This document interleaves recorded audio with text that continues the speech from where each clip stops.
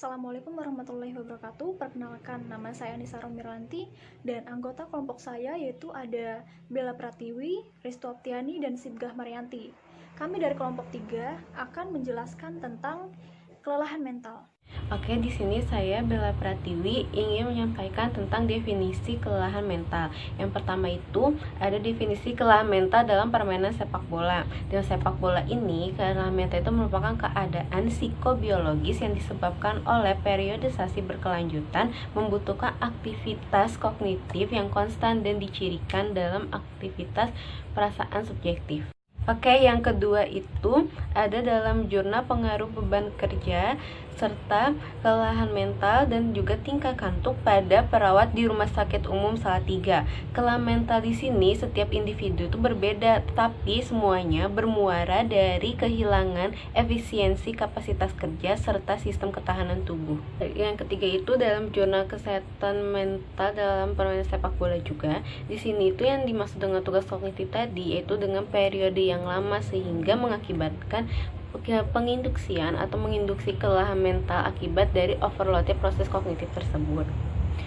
Oke, dan yang keempat ini ada dalam jurnal industri kreatif. Di sini itu beban kerja itu dapat berupa beban kerja fisik dan juga beban kerja mental. Beban kerja fisik ini seperti mengangkat, mendorong, dan lain sebagainya. Sedangkan kelelahan kerja mental itu dapat berupa sejauh mana tingkat keahlian dan juga prestasi kerja yang dimiliki individu tersebut. Oke, yang kelima ini ada dalam jurnal analisis faktor kelelahan risiko kerja mental pada karyawan PT Arwana Keramik. Nah, kelelahan kerja di sini tuh menggambarkan seluruh respon tubuh terhadap aktivitas yang dilakukan dan pemaparan yang diterima selama bekerja. Dan yang keenam ini dalam jurnal konsep diri dan tingkat burnout karyawan industri pelayanan masyarakat. Burnout itu muncul sebagai akibat dari tingginya tuntutan pekerjaan dari perlakuan tidak manusiawi yang diterima oleh individu tersebut. Burnout ini pada dasarnya bukan merupakan suatu gejala dari stres kerja, tetapi merupakan hasil dari stres kerja tersebut yang tidak dapat dikendalikan dan merupakan keadaan yang cukup serius jika tidak ditangani segera. Perkenalkan, nama saya Sibgah Marianti. Saya di sini akan menjelaskan mengenai faktor serta dampak dari kelelahan mental.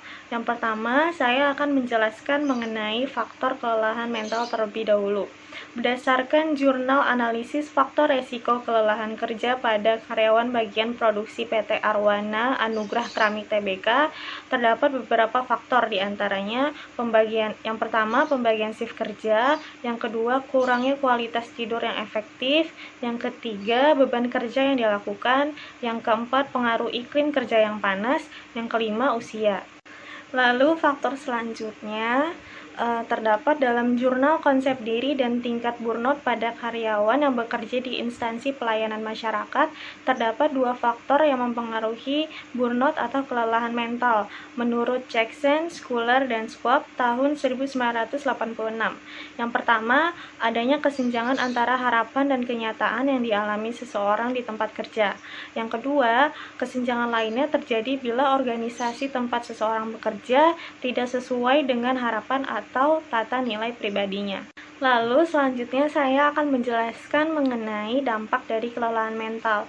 Dalam jurnal kelelahan mental dalam sepak bola yang di dalamnya juga meneliti mengenai kelelahan mental yang terjadi pada pengemudi serta pilot menunjukkan bahwa kelelahan mental memberikan efek yang negatif terhadap performa.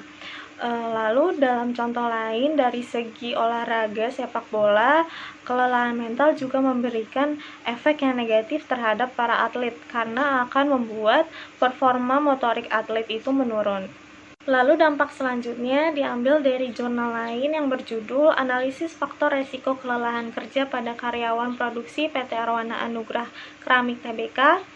Di dalamnya mengatakan bahwa tubuh yang mengalami kelelahan mental akan muncul dampak seperti menguap, haus, rasa mengantuk, dan susah berkonsentrasi. Ada 3 indikasi terjadinya kelelahan kerja, yaitu pertama, pelemahan aktivitas, kedua, pelemahan motivasi kerja, yang ketiga, pelemahan fisik. Ketiga indikasi tersebut merupakan dampak yang dapat diamati untuk mengetahui kelelahan kerja. Saya Nisa Romirlanti. Di sini saya akan membahas tentang konsekuensi kelelahan mental. Di dalam jurnal Pengaruh Beban Kerja Mental, Kelelahan Kerja dan Tingkat Kantuk terhadap Penurunan Tingkat Kedewasaan Perawat, Brekhowitz mengungkapkan bahwa konsekuensinya itu seperti berkurangnya fungsi memori, melambatnya pengolahan informasi, mudah marah, konsentrasi dan kemampuan pengambilan keputusan menurun, dan motivasi berkurang. Selanjutnya, di dalam jurnal Industri Kreatif, kedua beban kerja fisik dan mental tersebut perlu dipertimbangkan dalam melakukan pengolahan SDM. Di sini, Jacques mendefinisikan bahwa beban kerja mental sebagai perbedaan dari tuntutan kebutuhan beban kerja dalam sebuah tugas terhadap kapasitas beban maksimum pada kondisi mental seseorang saat termotivasi. Jadi, tingkat beban kerja mental pekerja itu dapat mempengaruhi produktivitasnya. Perkenalkan, nama saya Risto Optiani. Di sini saya mau menyebutkan ciri-ciri dari kelelahan mental dalam jurnal Konsep Diri dan Tingkat Burnout pada karyawan yang bekerja di instansi pelayanan masyarakat. Nah, ciri-ciri kelelahan mental yaitu yang pertama, individu selalu merasa gagal, tidak kompeten, dan tidak berharga. Lalu, kurangnya simpati terhadap orang lain dan selalu bersikap negatif. Dan individu cenderung merasa masa bodoh terhadap dirinya dan lingkungan sekitar. Selanjutnya, individu merasa tidak puas terhadap pekerjaannya dan jalan hidupnya. Terdapat 3 dimensi kelelahan mental dalam jurnal Konsep Diri dan Tingkat Burnout pada karyawan yang bekerja di instansi pelayanan masyarakat. Menurut Maslach, yaitu yang pertama, adanya kelelahan emosional.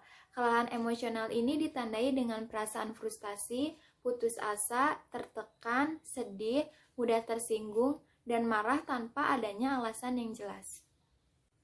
Nah, yang kedua yaitu depersonalisasi. Depersonalisasi ini ditandai dengan menjauhnya individu dari lingkungan sosial dan tidak peduli terhadap orang lain dan lingkungan sekitar. Dimensi yang ketiga yaitu rendahnya penghargaan terhadap diri sendiri, ditandai dengan individu yang tidak pernah puas terhadap hasil karyanya sendiri dan merasa tidak pernah melakukan sesuatu yang bermanfaat terhadap diri sendiri dan orang lain. Sekian dari kelompok kami, kurang lebihnya kami mohon maaf. Saya akhiri, wassalamualaikum warahmatullahi wabarakatuh.